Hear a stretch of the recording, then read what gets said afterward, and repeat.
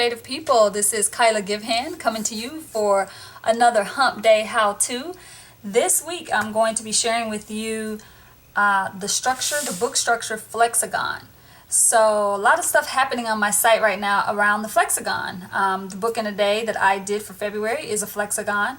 I interviewed my dear friend Lyle Harris, who you all have heard me mention if you've been following along with Book in a Day 2013. Lyle was also making a book a week. She was doing one book for the week. She wasn't doing book in a day, but she did follow along. She made 52 books for the year of 2013, just like I did. And so she and I have tons to share and talk about. So we did a Q&A. And we're going to be doing a live follow-up to that Q&A in about a week or so. So you have a few days to go on the blog, post some comments, ask some questions for Lyle to address when we do the one-on-one or when we do the live version of the Q&A. And of course there's a giveaway. So post your questions, make some comments. That'll get you entered into the giveaway. I don't know what we're giving away yet. We got to think about it. But we will be giving something away, so make sure you check that out. All right, so let's do a Flexagon. I'm going to keep it simple. I'm not going to color anything. This is just for demonstration purposes to show you how to make it, where to cut, where to make your marks, how to fold it, all of that. So if you want to see it in action with words and all that, there are two videos you can watch. There's one on my blog of Lyle using the Flexagon structure, and she shows you a little video of hers finished and how she opens and how it works. And then, like I said, Book in a Day number 2 for 2014 is also a Flexagon. The other Flexagon that I created was for Book in a Day 14, I think it was, Full Circle. It was the circle book that has that flips open and does the same thing. It's a circle Flexagon. So this one's going to be square on a square piece of paper. So I'm starting with a 9 by 12, so 9 by 12 piece of paper. And the first thing you want to do with your paper, and I'm just going to move some stuff because I have a bunch of stuff on my desk, kind of crowding me. I feel crowded. All right, so the first thing you're going to do with your Flexagon paper is you want to divide it into 3 equal parts. And I'm just going to use a really tiny little cutting mat here because I'm just marking spaces. So because the page is 9, we're going to divide on the short side. And because the page is 9 inches, we know we can just divide in 3. 3, 6, 9. Very easy. I like it when math is easy. I like it when the math is easy. All right, so I'm going to mark this at 3, and then again at 6. And over here, I'm going to do the same thing. I'm going to mark it at 3, and then I'm going to mark it at 6. Okay, so that gives me 3 equal sections of my paper, so that I can divide my paper into 3 equal sections. Then I'm going to bring my scoring board up, just because I like to keep it simple. If you don't have a scoring board, you can definitely use a ruler and a bone folder to score your paper. You don't have to have a scoring board to score.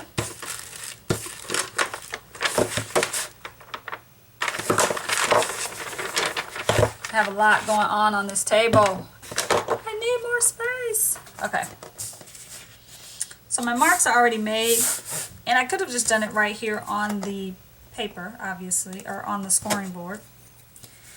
So we'll go 3.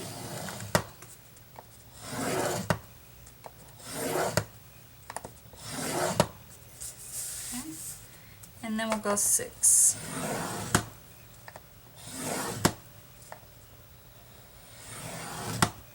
Alright, and that should give me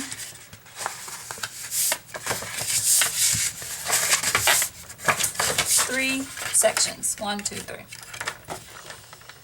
So the next thing we want to do, we can move the scoring board out of the way. Next, you're going to take the paper and fold it in half, going in a hamburger fold, which is what I call it when I work with kids. but it's going on the short side. We're folding on the short edge. Bringing the short ends together, I guess I should say. Take your bone folder and crease that down. Now I'm using a Teflon bone folder, and I think I've said this before in a previous Book in a Day, but just in case, for new folks who aren't watching Book in a Day but are watching Hump Day How To, Teflon bone folder versus traditional bone folder. This is going to leave a burnishing mark on the paper. If you're okay with that, then use that one. This does not leave that mark. The Teflon just sort of slides across the paper, but it still makes that same kind of crease. Other things you can use. This is a 99-cent pan scraper for cleaning out your skillets, your pots, your pans. I got it from Bed Bath & Beyond, 99-cent, right by the register. Right? It can also do the same thing, so will serve the same function. A lot of people like to take the back of their scissors and crease. You can do that as well. I'm partial to the Teflon bone folder. If you do have this kind of bone folder and you don't want to have that burnishing mark on your paper, all you need to do is put another piece of paper, newsprint, anything over this and burnish on top of that. Okay, that'll keep it from making that sort of glossy burnishing mark on your paper. Okay, so we have that folded in half. We're going to open that up and we're going to bring the ends to the middle.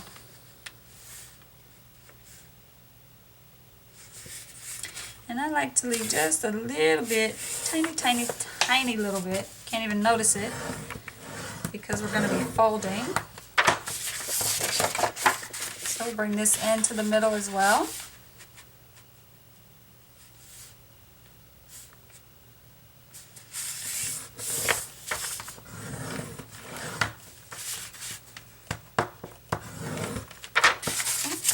So what you should have is a piece of paper that has 12 sections, 4 going across, 3 up and down. So 4 individual sections.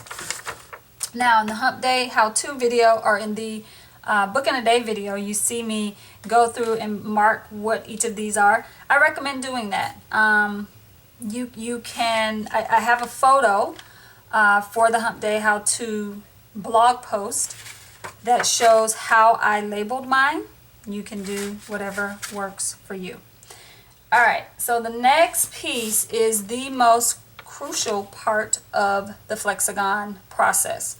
We are going to take our scissors and I'm gonna take a cutting mat and X-Acto knife, and I'm gonna cut these 2 squares. I'm gonna cut them out, but I'm going to leave them attached to the book at this point. Okay, so the 2 center squares are going to get cut out so that they make a flap that opens up. Okay, they're not going to get taken out completely. They're just going to get cut so that we can fold them over. All right, so let's do that.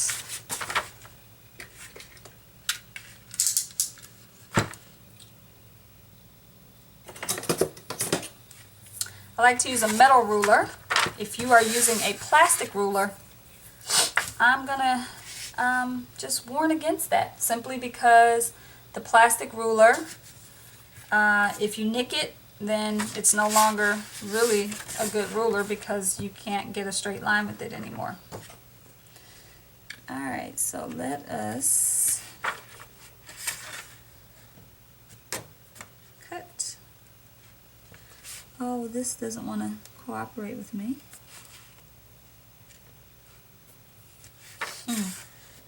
Nice. Okay, let's try that again.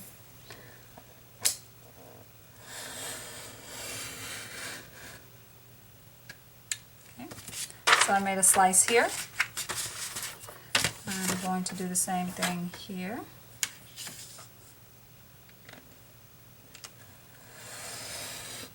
Oh, that's not a good slice because it's quite crooked, but you get the point.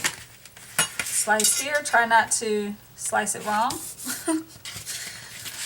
And one more slice here.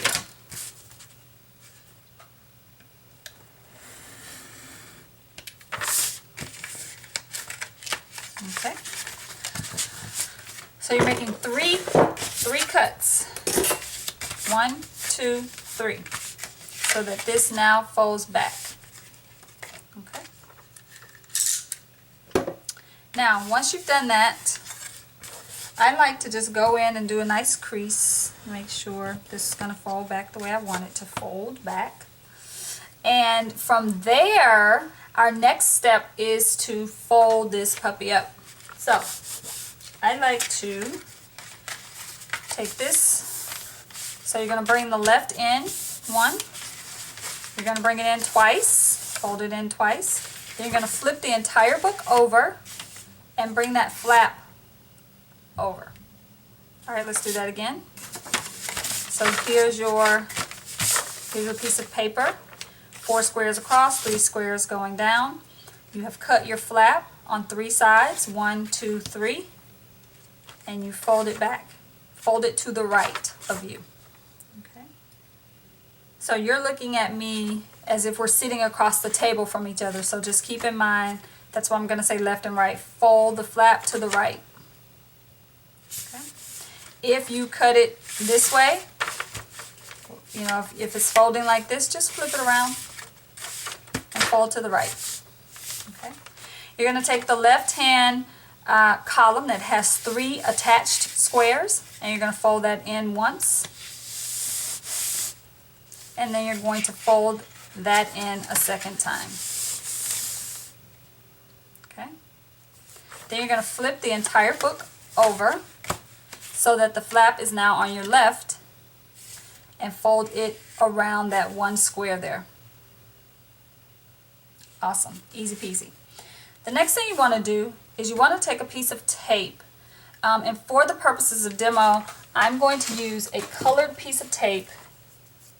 It's probably going to give me a lot of drama because it's not going to stick the way it's supposed to. But I just want you to see where the tape is going to go. Now, you want this piece of tape to fit over the flap, the edge of the flap, and onto this square that's right here. Now what you'll notice in both my video of Book in a Day number 2 for 2014 and Lyle's video of her Flexagon is that we both added a piece that spans across the entire back of the book, which ends up being the front and back of the book, right? But we put a piece that crosses over. So in essence, what I'm doing here is the same as this, it's just not as long. Okay, so now the book will function. Well, let's just say the book should function, and I'm just gonna finagle it a little bit because it's not gonna behave exactly the way we want it to because it's, you know, masking painter's tape that doesn't really stick very well. Okay. Alright, so once you have this piece of tape on here, you're going to take the book and fold it closed. Okay. Now this tape again is for demo purposes. What you want to use is, you can either use a strip of paper and with adhesive on one side. You can use glue stick, double-sided tape. You could take, you know, just a strip of paper like this, long enough that it can fold, wrap around, you know, both sides, but also long enough so that it can extend a portion of this spine. Okay, so it needs to be long enough to extend at least this much, which is why I'm showing you colored tape so you can see where it actually is and how long. And it also needs to be able to wrap around. So if you use a piece of paper, just make sure it can actually fold. And I would use something that's fairly thin. A thick piece of watercolor paper would not be ideal for this. Could you use it? Absolutely. You can use whatever you want to use. Should you? I don't know about that. Because, you know, you want it to fold comfortably over. Okay, once you do that, your book is essentially done. If you want to put content in it, then, you know, you go a step further. But for the purposes of showing you how to make a Flexagon, the book is done at that point, because then the book opens. And I'm going to do this carefully because I don't want that tape to come off. And then it opens again, and then it opens one more time. So for the sake of demonstration purposes, I'm going to go back to the beginning of the book, and I'm actually going to put, why don't we do something like,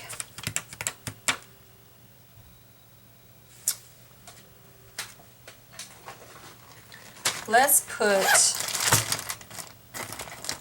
colors on all of the squares just so you can see what it does. So we got pink, pink, pink.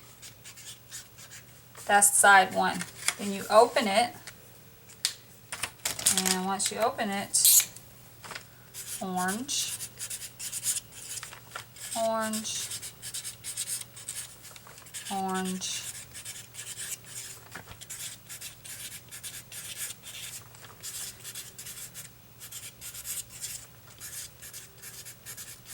this will help you see how the book is actually folding and moving. Okay. So that's flip one. Then you flip it again and you get, I'm just going to call this blue, even though it's like a teal.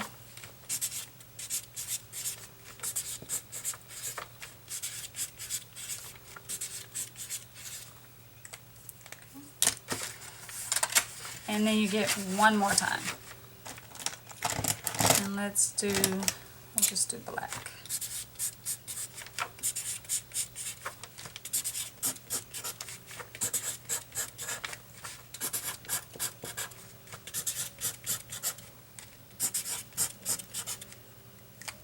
All right, so just to demonstrate that again, because to me this is like the beauty of the Flexagon, is the flipping. All right, so there's the front of your book. All the pinks. You open, all of those are orange. You flip again, you get blue. You flip one more time and you get black. Isn't that awesome? Ah! All right, so, and then to get back to the beginning, you just reverse those flips. Just go backwards. And then this is the back of the book that you actually, it doesn't even affect the flip. You never see it, and you never see those squares in the flipping. They only exist as a part of the back cover. Isn't that an awesome book? Okay, now you know how to make a Flexagon. Go, go, go. Make Flexagons, tons of them. Make them with kids. Make them with family members. Do awesome, wonderful things using the Flexagon structure, and come over to the blog and post photos or post a link to your photos. If you're on Instagram and you're sharing your Flexagon, do hashtag Giving Hands Creative so I can find it and see it. Tag me in it at Kyla Gives so I see your beautiful work. I'm excited about this structure. I think it has lots of potential for what Lyle talks about in the Q&A, just the idea of how content and form can work together. So go out, make something beautiful today. If it's a Flexagon, leave us a note down below, either in the comment section here on YouTube or in the comment section of the blog post where I am interviewing Lyle, or tag me on Facebook or tag me on Instagram, Twitter, wherever you are in the cyber world. I would love to see what you're creating. Thank you so much for watching. This has been another Hump Day how-to. I am Kyla Givehand of Giving Hands Creative, signing off, and hopefully I'll see you next week with another video. Bye.